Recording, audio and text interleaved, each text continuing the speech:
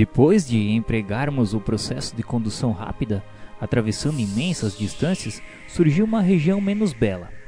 O firmamento cobria-se de nuvens espessas e alguma coisa que eu não podia compreender impedia-nos a volitação com facilidade.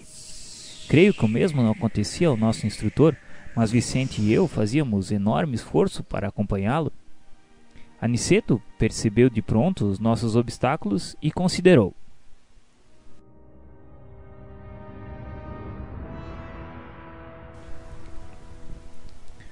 será conveniente utilizarmos a locomoção? A esfera começa a pesar muitíssimo e não devemos andar muito distante de Campo da Paz. Não precisaremos ir até lá. Todavia, descansaremos no posto de socorro. Encontraremos ali os recursos indispensáveis. Mas o que significa isso? Estamos penetrando na esfera de vibrações mais fortes da mente humana. Achamo-nos a grande distância da crosta. Entretanto, já podemos identificar desde logo a influenciação mental da humanidade encarnada. Grandes lutas desenrolam-se nesses planos e milhares de irmãos abnegados aqui se voltam à missão de ensinar e consolar os que sofrem. Em parte alguma, escasseia o amparo divino.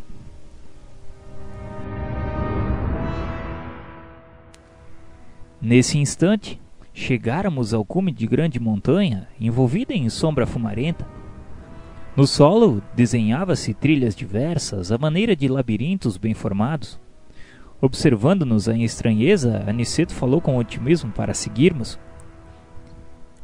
Nesse momento, ó Deus de bondade, alguma coisa imprevista me felicitava o coração. Contrastando as sombras, raios de luz desprendiam-se intensamente de nossos corpos. Extraordinária comoção apossou-se de minha alma. Vicente e eu ajoelhamo-nos a um só tempo, banhados em lágrimas, enviando ao Eterno os nossos profundos agradecimentos em votos de júbilo fervoroso.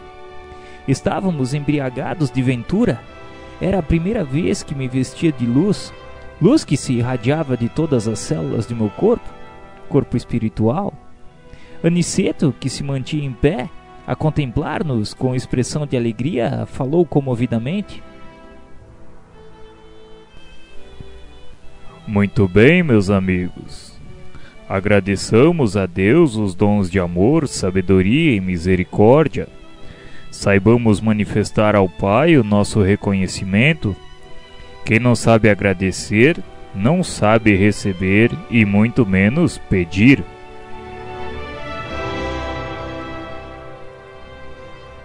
Durante muito tempo, Vicente e eu mantivemos-nos em prece repleta de alegrias e de lágrimas.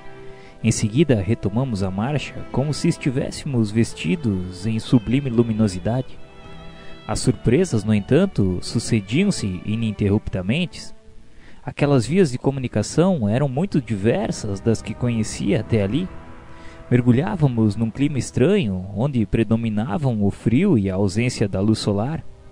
A topografia era um conjunto de paisagens misteriosas, lembrando filmes fantásticos da cinematografia terrestre. Picos altíssimos semelhavam vigorosas agulhas de treva, desafiando a vastidão. Descíamos sempre como viajores ladeando escuros precipícios, em país de exotismo ameaçador. Esquisita vegetação subia do solo de espaço a espaço entre os grandes abismos.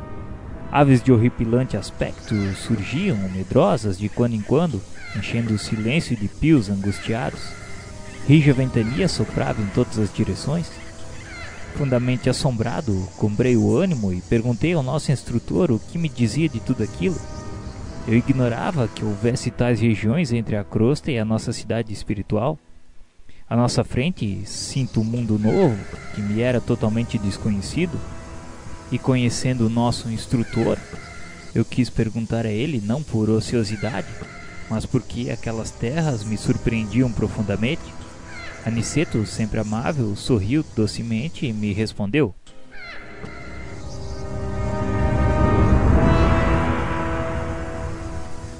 Todo esse mundo que vemos é continuação da nossa terra, André.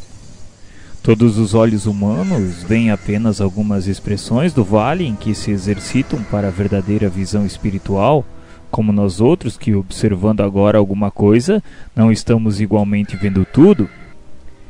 Este, André, é um domínio diferente. A percepção humana não consegue aprender senão determinado número de vibrações. Comparando as restritas possibilidades humanas com as grandezas do universo infinito, os sentidos físicos são muitíssimos limitados. O homem recebe reduzido noticiário do mundo em que ele é a moradia.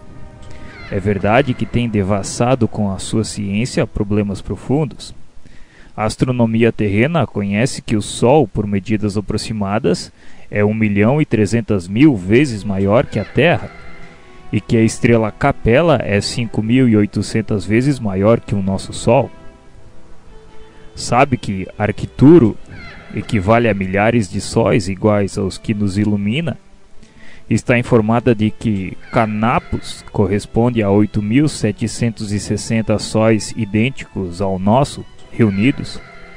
Mediu as distâncias entre o nosso planeta e a Lua. Acompanha certos fenômenos em Marte, Saturno, Vênus e Júpiter. Sonda os milhões de sóis aglomerados na Via Láctea. Conhece as estrelas variáveis, as nebulosas espirais e difusas. E não param as observações humanas na grandeza ilimitada do macrocosmo.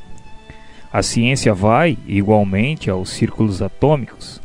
Analisa a materialização da energia, o movimento dos elétrons, estuda o bombardeio de átomos e esquadrinha corpúsculos diversos.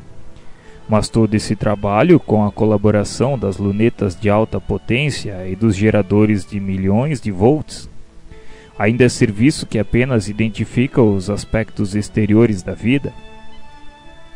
Há, porém, André, outros mundos sutis, dentro dos mundos grosseiros, maravilhosas esferas que se interpenetram. O olho humano sofre variadas limitações e todas as lentes físicas reunidas não conseguiriam surpreender o campo da alma, que exige o desenvolvimento das faculdades espirituais para tornar-se perceptível. A eletricidade e o magnetismo são duas correntes poderosas que começam a descortinar aos nossos irmãos encarnados alguma coisa dos infinitos potenciais do invisível, mas ainda é cedo para cogitarmos de êxito completo. Somente ao homem de sentidos espirituais desenvolvidos é possível revelar alguns pormenores das paisagens sob nossos olhos.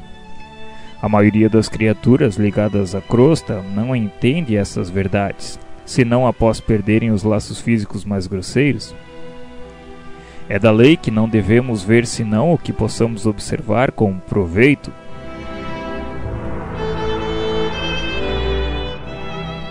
Nessa altura, Aniceto calou-se.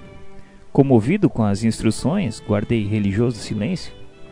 Agora, em meio das sombras, divisava alguns vultos negros que pareciam fugir apressados, confundindo-se na treva das furnas próximas.